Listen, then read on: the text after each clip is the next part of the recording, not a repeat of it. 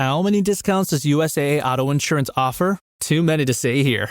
Multi-vehicle discount, safe driver discount, new vehicle discount, storage discount, legacy. How many discounts will you stack up? Visit USAA.com/auto discounts. Restrictions apply. This episode is brought to you by Indeed. When your computer breaks, you don't wait for it to magically start working again. You fix the problem. So why wait to hire the people your company desperately needs? Use Indeed's sponsored jobs to hire top talent fast. And even better, you only pay for results. There's no need to wait. Speed up your hiring with a $75 sponsored job credit at Indeed.com/podcast. Terms and conditions apply. The McDonald's snack wrap is back. You brought it back. Ranch snack wrap. Spicy snack wrap. You broke the internet. For a snack. Snack wrap is back. Ba-da-ba-ba-ba.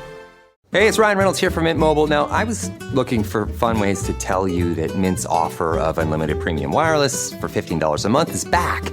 So I thought it would be fun if we made $15 bills. But it turns out that's very illegal. So there goes my big idea for the commercial. Give it a try at mintmobile.com/switch. Upfront payment of $45 for 3-month plan, equivalent to $15 per month required. New customer offer for first 3 months only. Speed slow after 35 gigabytes if network's busy. Taxes and fees extra. See mintmobile.com.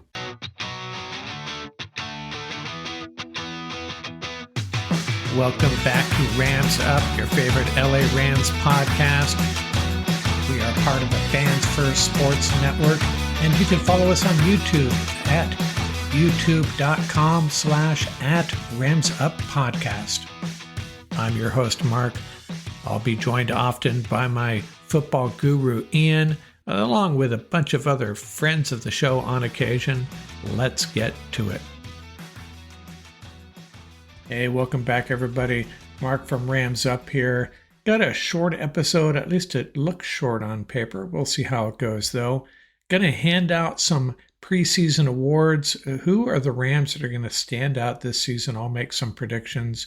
Way too early, I realize, but hey, just trying to have some fun with a few things, and we'll talk about a potential practice squad and a couple of other things. Before I started, there was an article by Jeff Kerr on CBS Sports, and he listed the top players in the National Football League, 30 years and or older. And it was a pretty good list, and he listed them 1 through 30. So I'm taking it as the best player to the 30th best player. I hope that's what he meant, but he had TJ Watt, Lane Johnson, Derrick Henry, George Kittle leading it off. No issue with the guys at the top. Jared Goff was number 8. He's 30 years old, hard to believe. And that's where I get into my first issue with this list. Matthew Stafford comes in at 12. So Goff, Stafford, who you got? And I'm not trying to diss Jared Goff. He's a very good quarterback. But I think most NFL coaches and executives would take Matthew Stafford at this point. That seems to be the vibe I'm hearing across the league. All these different analysts talking about how respected Matthew Stafford is at this point in his career. A few other guys that I had an issue with. One was at number 17, Kyle Juszczyk. Now, he's a great fullback. The problem is, how many fullbacks are there? The guy's been in 9 straight Pro Bowls, but give me a break. And I'm not trying to, like I say, I respect what he brings to the game.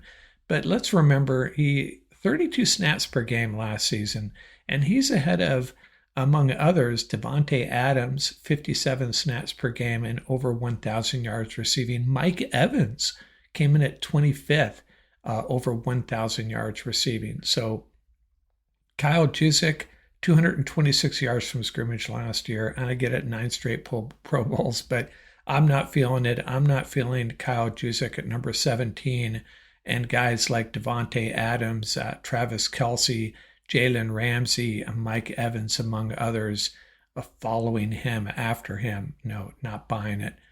And where's Rob Havenstein on this list? This guy gets no respect. I could see him popping up at number 25 through 30 here, but not happening. One of the least appreciated players in the National Football League. He's just really solid or really good and generally available, but not getting a lot of love. And he has locked down that right tackle position for the Rams for a long, long time. So shout out to Rob Havenstein. You may not be on this list, but you're on our list as a top 30 and over player.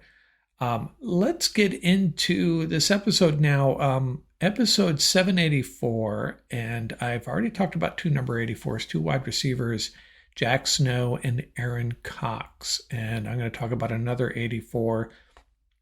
And number 83, I talked about 783. I talked about number 83, Kevin Curtis, and I identified him as a player who did not, no fault of his own, never lived up to his potential. I think it was just a bad set of circumstances when he found himself on the Rams, and just so much potential, a really good receiver.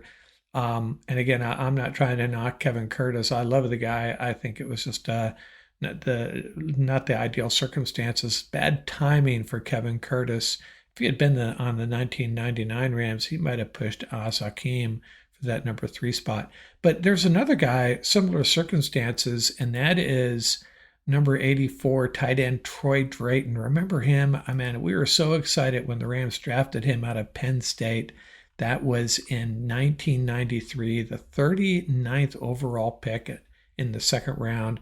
Played with the Rams for 4 years, 108 catches, 1,065 yards, 14 TDs. And another guy that we just didn't get we didn't squeeze all the talent out of this guy. And again, it wasn't Troy Drayton's fault. I mean, he was playing for Chuck Knox and then Rich Brooks, the head coaches there. Chuck Knox is not a great coach to be playing for if your game is suited to receiving out of the tight end position. And then his quarterbacks in this time with the Rams, Chris Miller and Tony Banks. So you get the idea there. He was a very talented guy, and he went on to the Dolphins. The Dolphins traded draft bust Billy Milner to the Rams for Drayton. And Drayton became a fan favorite in Miami, posted 1,511 yards and 8 TDs in his years with the Dolphins. And Milner was long gone by then. Not a great trade for the Rams. But Troy Drayton, he's my number 84, very good player. And Justin, that was the problem with the Rams during that period. They drafted some pretty talented guys. They just, never got it together as far as roster top to bottom. And these guys like Kevin Curtis and Troy Drayton moved on and were more productive elsewhere, unfortunately.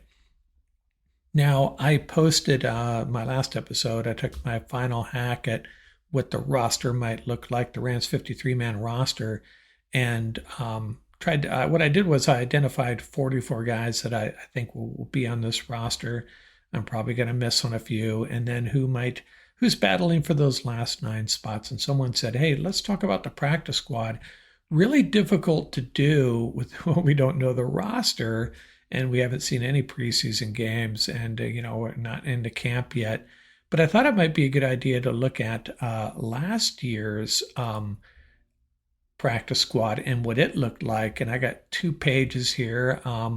The first displaying on the YouTube channel. I'll read them off for you listening on the podcast. We had 3 offensive linemen, A.J. Curry, Justin Dedich, and Mike McAllister. Curry and Dedich could end up on this roster once again, on this practice squad once again. McAllister long gone, but I think Dedich has a chance at making the 53-man roster. Maybe we'll see a guy like Dylan McMahon on here. I know we're all pulling for Willie Lampkin, but he could end up here. And he's a guy that could get scooped up by someone else, though. Then they had 2 tight ends, Nikola Kalinick and Miller Forrestall. And there is a tight end, a 5th tight end on the Rams roster. I don't have it in front of me, but I would suspect that there will be a 5th tight end on this practice squad. And then the wide receivers, 3 wide receivers, Xavier Smith, Drake Stoops, and Sam Wiglusz. I think we can count out Wiglusz, right? But Stoops is still around. Xavier Smith battling Britton Covey is the way I see it. Maybe I'm wrong there, but Could see Smith and Stoops back on this practice squad. And then there's Zach Evans. And then on the defensive side, we had, and I'll get that tight end's name for you. I apologize.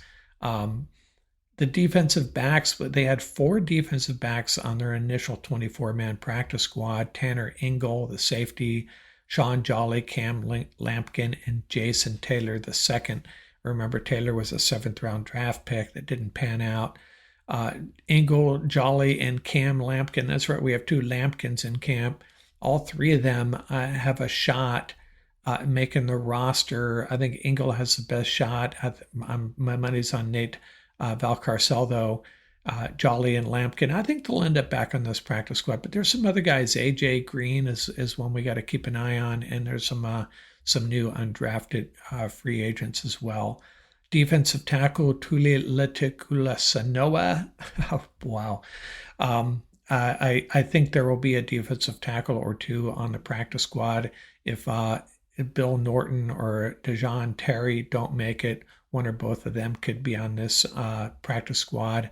And maybe Laurel Murchison or Deshaun Johnson. But I think one of the big guys, Norton or Terry, one of those 2 will probably end up on this practice squad. Outside linebacker Keir Thomas, been sticking around. I think he's battling Nick Hampton for the 5th outside linebacker spot, is how I'm kind of a guess here. And again, mentioned this several times. I don't know how Hampton has come back from that injury, if he's a full go. That's the type of information we want our insiders to share with us. But Keir Thomas could end up back on this practice squad. And then Zach Van Valkenburg, he will no longer be a factor here. So just an idea what the practice squad might look like. And if I go back here, once again, I think there's 17 guys on this practice squad, the initial 2024. And I think you're going to see 2 or 3 offensive linemen. If they carry 10 offensive linemen, and don't poo-poo that idea, they very well could. You probably see 2 offensive linemen here. If they carry 9, there would probably be 3 on the practice squad. Going to see at least 1 tight end. They're going to carry 4, apparently, going 12 personnel more. The Rams are going to be more versatile on offense, so they might want to keep 1 or 2, at least 1, possibly 2 tight ends around. And then Xavier Smith fighting for his roster spot, and Drake Stoops. I don't think Drake Stoops has much of a shot at the roster, but the practice squad, absolutely. And then, we'll see 2 or 3 defensive backs, a defensive tackle or 2, an outside linebacker. Kind of get the idea. We'll get a better feel for this moving forward. There's a lot of 2025 undrafted free agents we just don't know enough about yet. At least I don't. So, hey, if there's a guy you're pegging, if you're a listener or viewer, a guy that you're pegging for the practice squad, not quite ready for prime time as far as the 53 goes, let me know in the comments. And maybe we'll start to assemble a community practice squad over the next several weeks as we move towards that final cut down day. Hey, it's Paris. You know I love sparkly things, right? Like stars. Duh. And thanks to Hilton and AutoCamp, I just slept under them. Picture me serving looks by the fire outside my luxurious Airstream, making s'mores with the kids, while a national park is our backdrop. The great outdoors meets Hilton hospitality. That's hot. Explore all the new ways to stay at Hilton.com. Hilton for the stay. Hey, I'm Mark Ronson. And I'm Ray. To celebrate 150 years of Audemars Piguet, we've teamed up to create something timeless. A tribute to legacy, rhythm, and craft, with a very special connection at its heart. A soundscape from 2 cities, 2 perspectives, and 1 shared vision. Introducing our brand new song, Suzanne.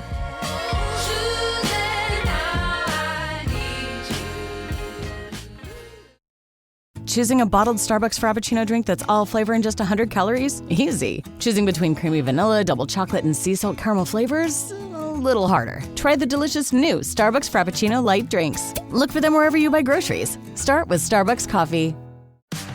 Class is now in session. And the UPS Store is here to help you ace arriving on campus. Our certified packing experts can pack everything you need, from desktops to decor. Plus, when you pack and ship with us, you get our exclusive pack and ship guarantee. Your items arrive safe or your money back. Restrictions and limitations apply. To get a 20% off packing coupon and for full details, visit the upsstore.com/packing. So, Brock Vieira has a lot of really good Rams content, and he did a review of the Rams draft picks, and man, he is stoked about these draft picks. I have it displayed here on the YouTube channel. Terrence Ferguson, Josiah Stewart, Jarquez Hunter, Ty Hamilton, Pooh Paul, and Conate Mumpfield. And I thought, building off of what Brock had to say, this appeared on SI and Yard Barker as well. And Vieira, he just highlighted really how all 6 of these guys are really getting good reviews coming out of camp. So we have to be really excited. And, that happens every year. Yeah, but this year, it's just a little bit more special, I think, how people are feeling. Maybe it's because there's only 6 and we can really focus in on 6 guys as opposed to these big draft hauls we had recently where, you're not going to hit on 13 guys, but 6, the way Les Snead and Sean McVay conduct their business pre-draft, we could have hit on all 6 of these guys. And Terrence Ferguson, comparing him to Travis Kelce, which may not be doing him any good, but Josiah Stewart showing a motor and just a urgency off the edge. They love what he brings, a little undersized for a lot of our liking for an outside linebacker edge guy. But man, Rams are feeling really good about him. And Jarquez Hunter, what does Brock have to say about him? Intensity and anger of a pit bull. Brock was really stoked about these guys, and I love his use of the English language to describe how he feels about our draft picks. Jarquez Hunter, he says, runs with the intensity and anger of a pit bull, with the strength of a tank and the skill set of a gymnast. Now, maybe going a little bit overboard on his assessment of these guys, but hey, I kind of like it. And Ty Hamilton, adding tremendous depth, according to Vieira. Skills will be evident in short yardage situations. I'm quoting here again.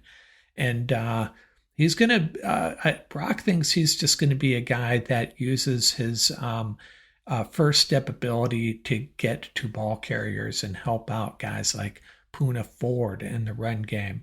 And then there's Pooh Paul, another guy that's getting really good reviews, a 6th-round pick, a tactician who plays like a gladiator is how Brock put it. Man, Brock, me and you need to sit down. I'd love to hear you just talk about how good you feel about our draft picks. Really enjoyed this article. Now, overly optimistic, yeah, probably, but let's have fun with it. And that's what Brock is doing.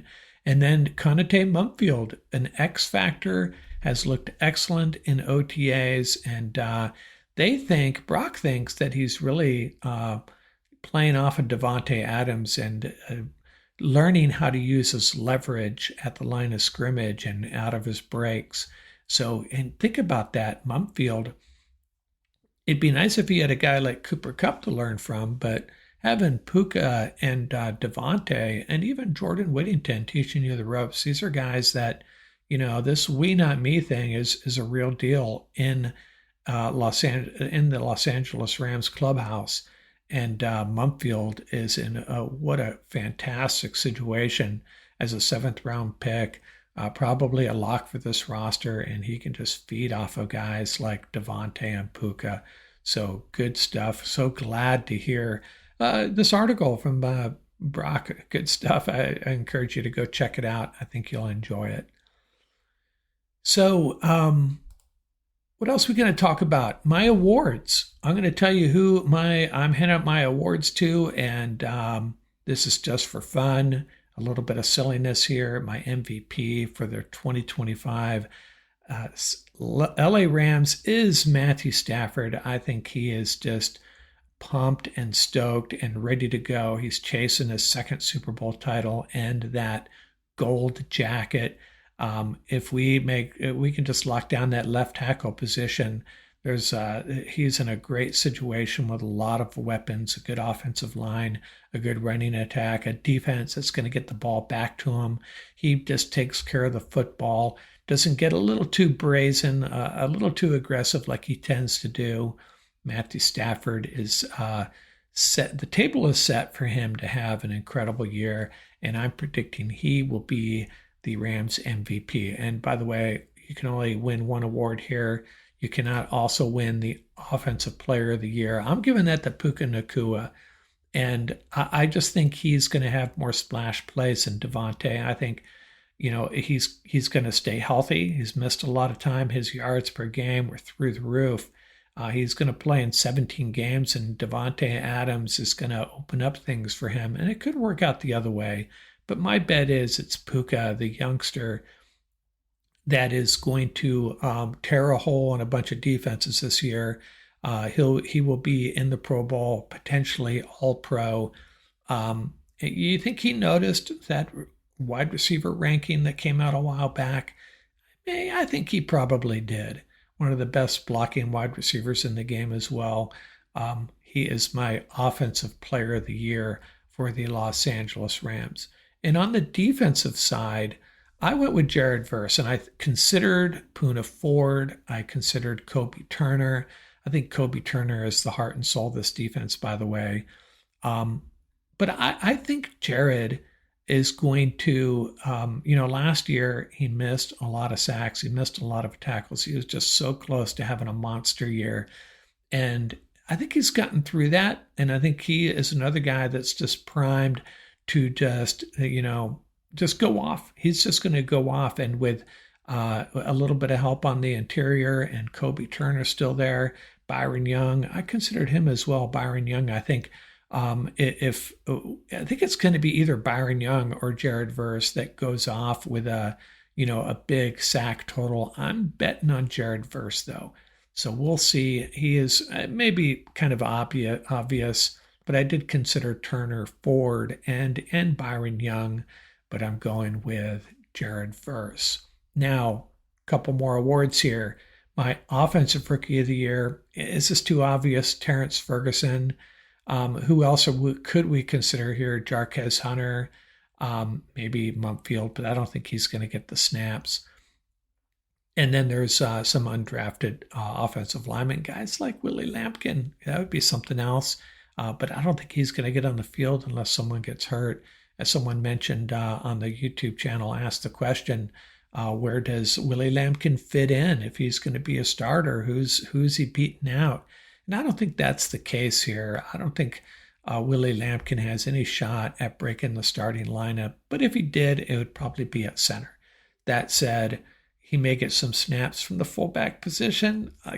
Hopefully that just doesn't sound like crazy talk, but we just got done talking about Kyle Juszczyk, and maybe the fullback position is on there's a revival of sorts at that position. I'm not so sure that's the case, but I've read that elsewhere. That said, Terrence Ferguson is the guy that has the best shot at really lighting it up. And my prediction, as I stated before, don't expect it to happen week 1 or week 2, but by the end of this year, Terrence Ferguson will have made an impact. But don't discount the possibility. I remember opening day, Puka's rookie year, he goes running out there for the first snap on offense, and I was like, what is he doing? So someone needs to tell him. Someone needs to tell him to get off the field. And boy, were we wrong about that. And maybe that happens with Terrence Ferguson. If you hear McVay talk, you hear Brock Vieira right, it could happen really quickly for Terrence Ferguson. Now, the Defensive Rookie of the Year gets a little bit dicier because I considered Josiah Stewart, but then, he's going to be a rotational guy. Is he going to get, how many opportunities is he going to get? He may, play ahead of Brennan Jackson, I suppose. And then there's Pooh Paul. But I think if Pooh Paul locks down a linebacker position, it's more of a subtle impact that linebackers make. I mean, for most fans anyways. So I could see Pooh Paul emerging as the defensive rookie of the year. But who did I go with? I actually went with the guy Brock Vieira talked about as far as could end up being Poona Ford's wingman, and that's Ty Hamilton. I think he comes from a really solid program, Ohio State. Are you kidding me? And he was a part of a great defense and overshadowed by a lot of great players there. But Ty Hamilton has an opportunity to get into this rotation from day one and start making plays. And I think he has a good shot at doing that. The Rams like to rotate their defensive linemen. He may be a guy that maybe he's out there for first down situations only, run downs, or maybe not. Maybe Poona Ford's out there on first down and Ty comes in on a 2nd and 9, that type of situation. Be interesting to see how his usage develops, but I think he is going to have an opportunity to really impact this defense more so than Josiah Stewart and Pooh Paul. I could be wrong on Pooh Paul, but at least for us viewers, it'll be more evident to us, I think, the impact Ty Hamilton can make, potentially anyways. So that's my award ceremony. Way too early award ceremony. Just trying to make some predictions here, have some fun with it. Let me know where I'm wrong. Let me know how you think the Rams will use Ty Hamilton and what down and distance situations him and Tyler Davis will be on the field. We may not know until opening day, but if you have some thoughts on that, share it in the comment section. And hope you enjoyed that. Ian and I will be back hopefully Wednesday night. Maybe get another episode in before then as well. Out here from Rams Up. After Zoomies at the dog park, it's time for Drive Up at Target. In goes a big bag of kibble and one squeaky chicken toy for the good boy. Drive Up that's ready when you are, only in the Target app. Just tap Target.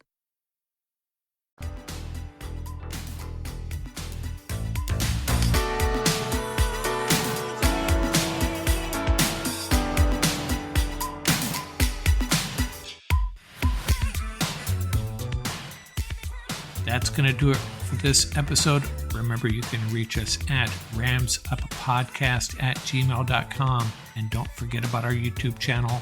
Till next time, keep the horns up, stay safe, and have fun out there.